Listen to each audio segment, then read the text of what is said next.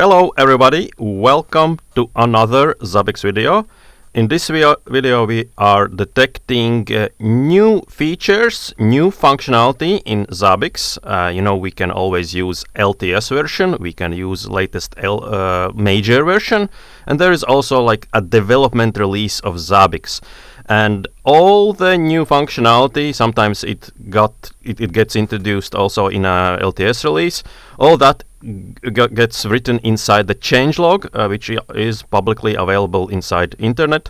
So during this video we will analyze this changelog, detect new entities, new lines which talk about new functionality, and the last bit is like receiving some sort of message because like new functionality got listed inside the changelog.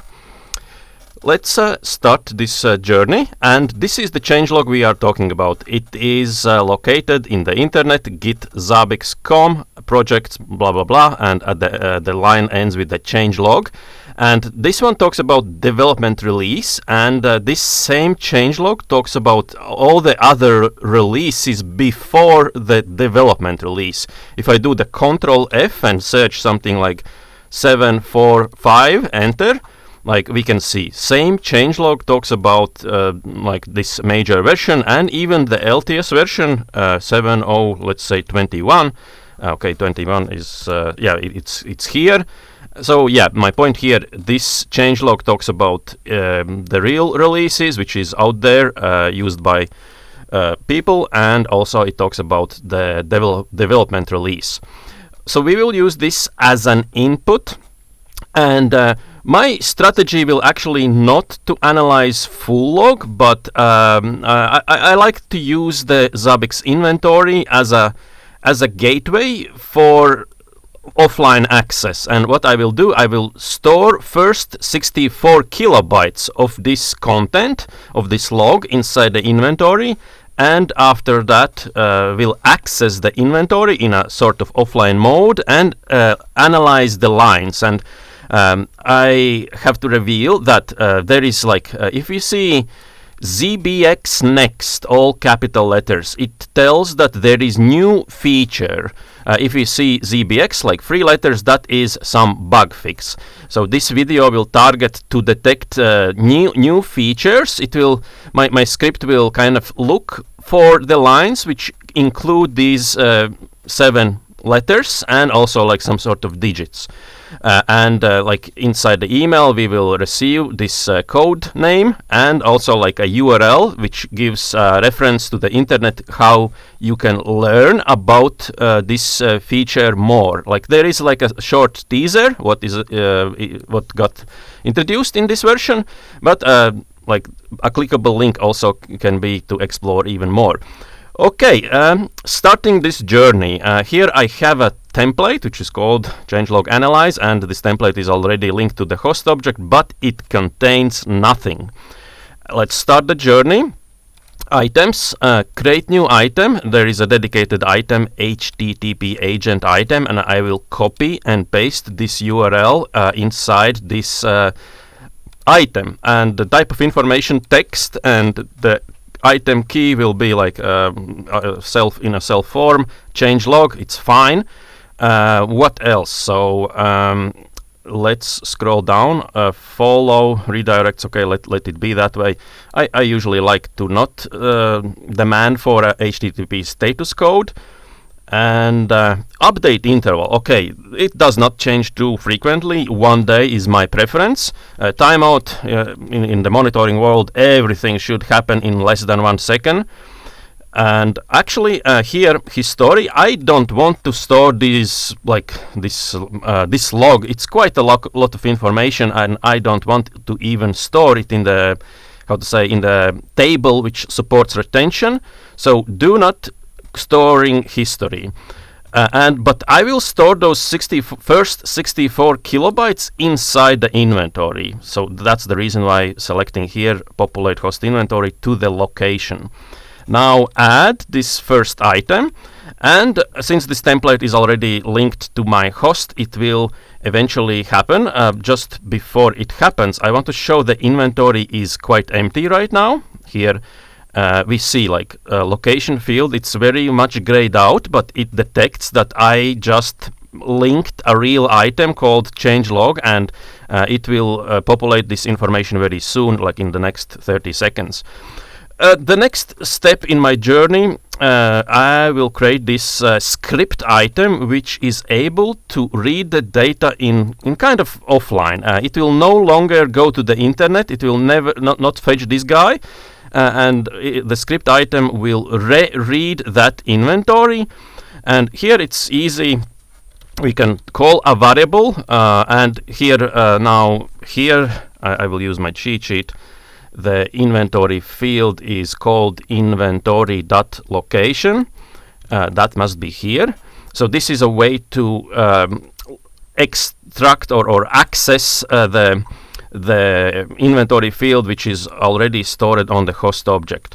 And here at the script level, I will use my cheat sheet again. It's like a one line which is at first parsing and formulating all the input forms in a JSON format, and then so it can have more than one argument. In my use case, it's a single argument, and then I should call it like which variable name I want to actually put in the output.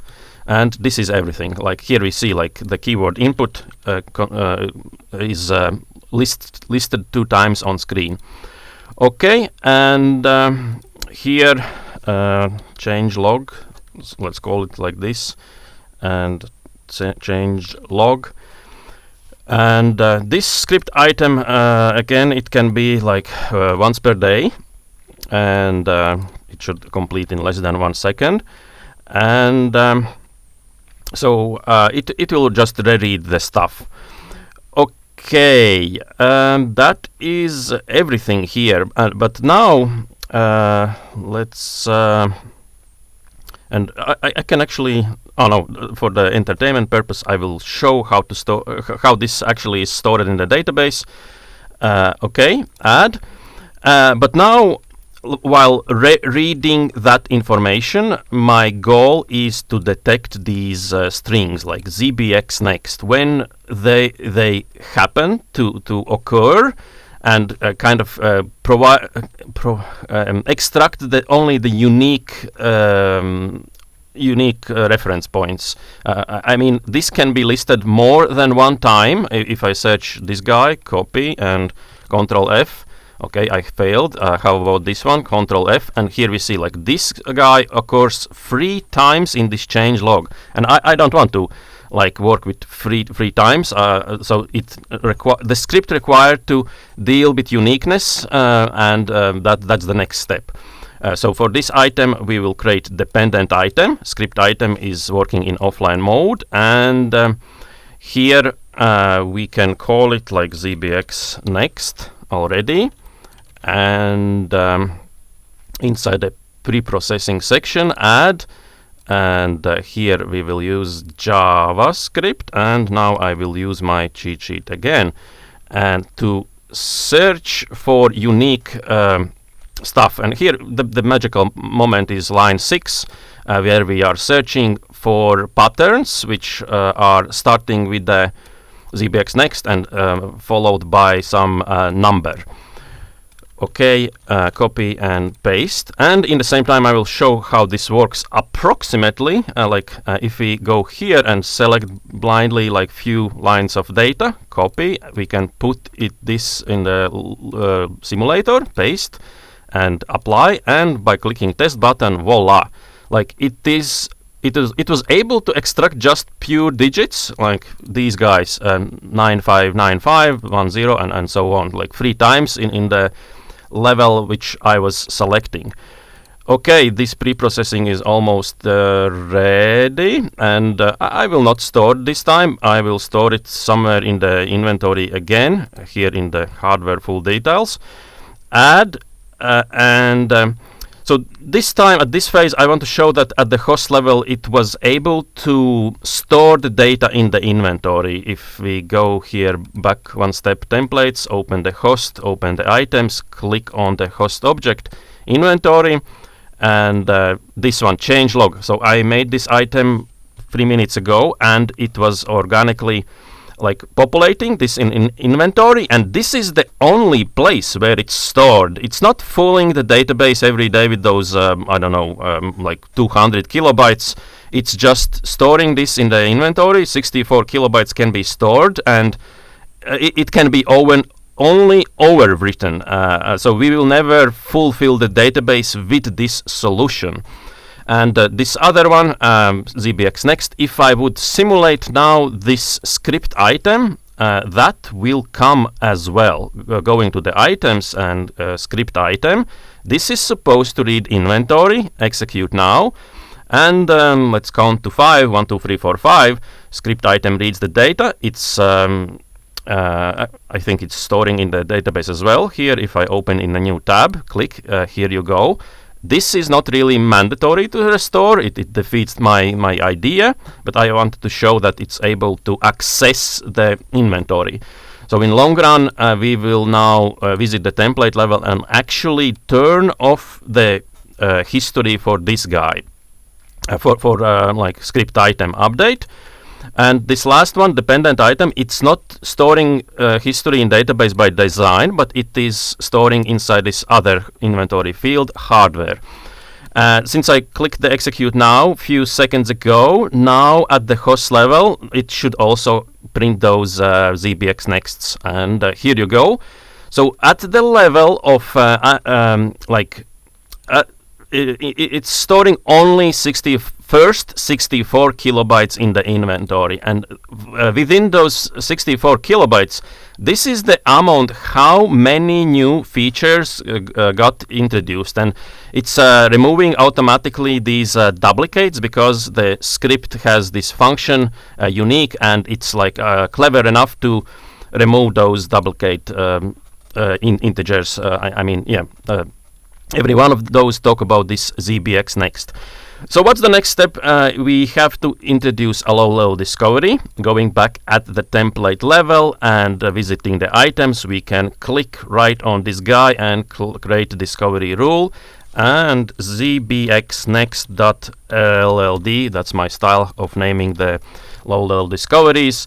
Delete lost resources immediately. That's like this whole solution, it will kind of, when the functionality is detected, it will send us an email, and if the functionality kind of gets not included anymore in those 64 kilobytes, then Zabbix will completely remove this entity, this item, which was kind of responsible about sending you the email.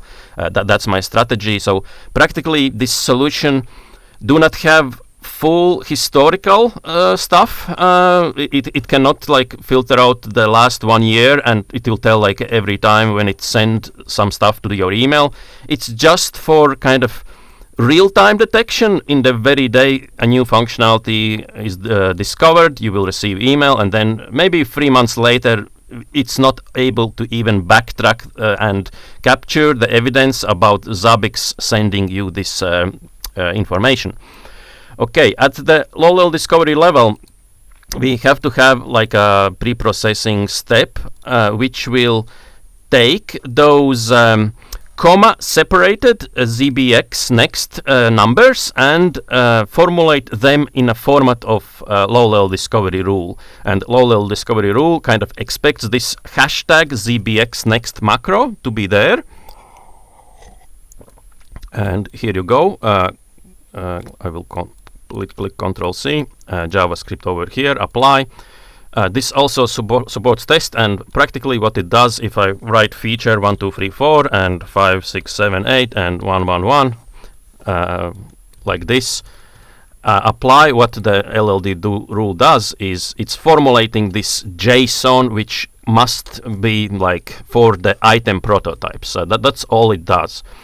Okay, and that's everything. Now add, creating the item prototype, going here at the template level, item prototypes. This will be very much mapped to that very raw change log, which is No, this will be mapped actually to the script item, which is accessible in offline mode. Okay, and the output will be something like log file is in my strategy. I use this table for less important information, almost like a temporary table. That's my reasoning. But if you don't, that's not your case, then most likely the character is the best fit on this situation. But I use the log for the log table. I am practically excluding it from the backup. It's less important.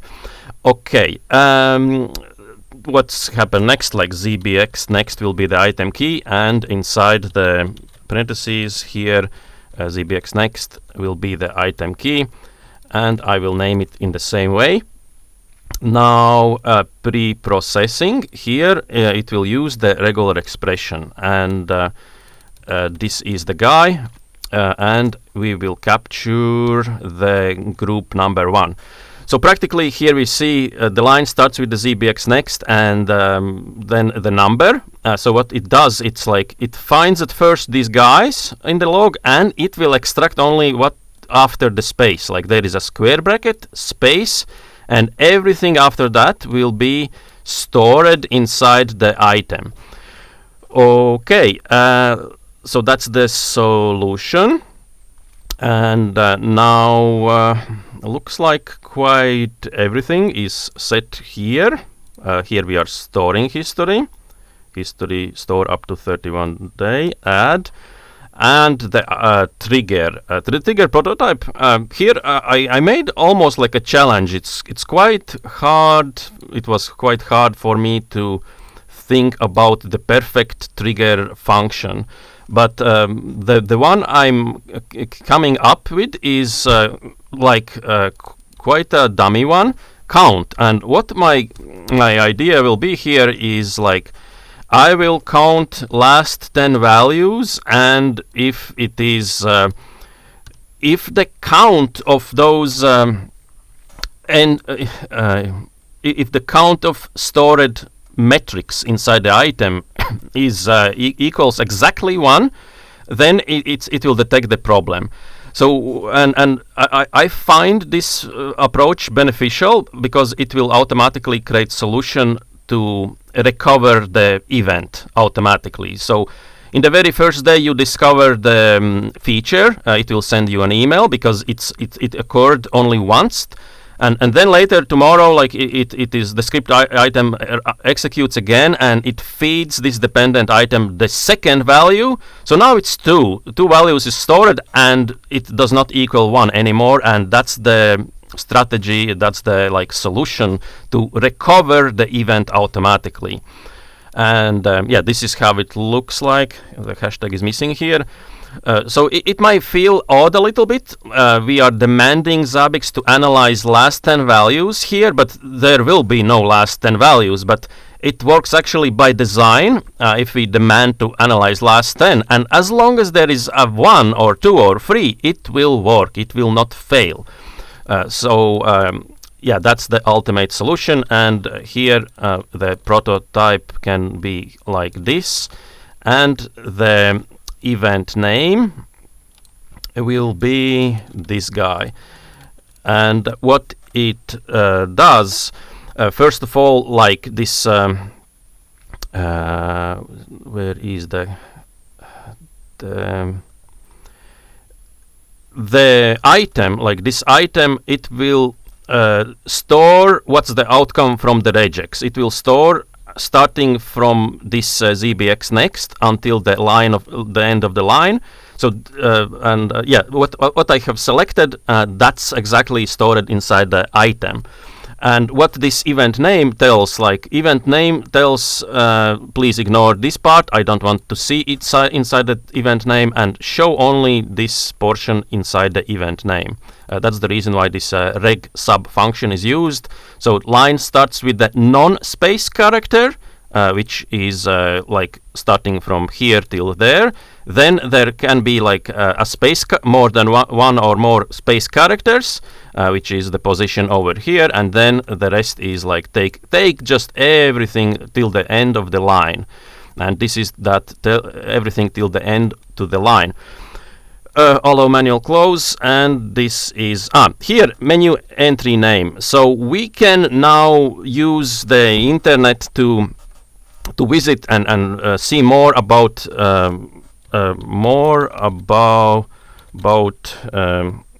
feature.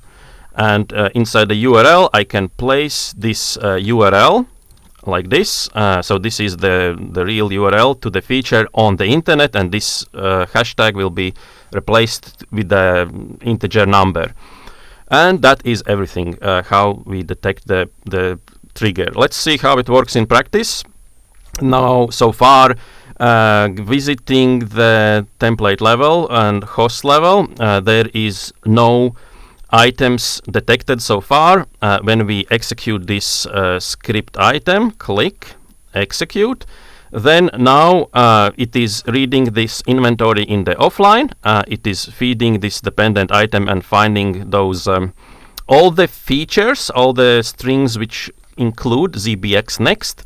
And now, after refreshing the page, click, we have more than 3 items. And here you go, like item, and in this item is having a pre-processing step to kind of read the master item, which is in this case still in offline in the inventory, not via HTTP agent. But we can also use the HTTP agent, but it's like having bigger size, so it will waste probably few CPU cycles.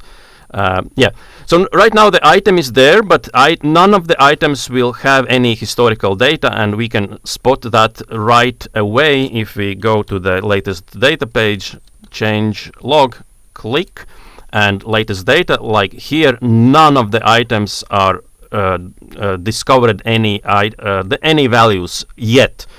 And that's like a good start, good position to explain again how the trigger will work. So the trigger will fire up a problem when any of these items have exactly 1 value stored. It will look for 10 values, but if there is 1, you will receive email. If there is true, the problem will go away and it will kind of never go back.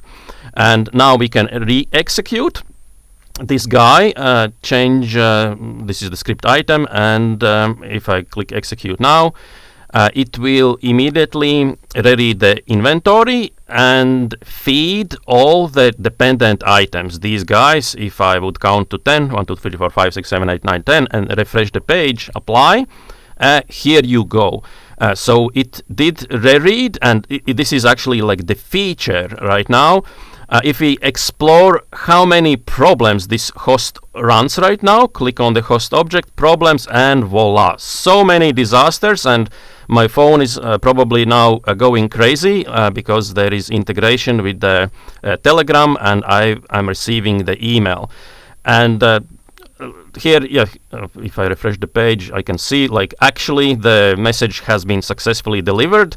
Actually, it's good to explore from the perspective of actions, reports, and action log, if I'm not mistaken. And how about like actions in last 5 minutes, which comes to this guy, apply, and here you go. Like this is how my phone sees the message. Like we have the host name, changelog, and then the feature, and now my phone is like contains a clickable link. If I click here, go to the feature, this goes to the inventory. So it's something which got introduced like only here in the May or resolved in the October 13, 2025, and now I can read this stuff and be in the loop, understand how the product is evolving, where it goes, and what new functionalities are introduced. And yeah, let's before we close, like to see how those problems will go away when I execute the script item for the second time, and going here, items, and filtering out the script item, click execute here, and now these inside the latest data page, here we see like 2 minutes ago the last metric. If I refresh the page, than 4 seconds ago. And if we open up, we see like 2 lines, and my trigger logic told like explicitly problem is there if we have only a single value inside the historical like in the history, and since we have 2, now all those problems go away. We can visit the problems page again, click, and we see like it's all resolved. So now starting from now, the changelog maybe receives like 3 or 5 items per month or per quarter, and we are in the loop to receive only the latest and most recent updates. That is everything for this video. If you find it helpful, give it a thumbs up. Don't forget to check out the playlists of this channel. There are plenty of them, and have a lovely rest of the day. Goodbye.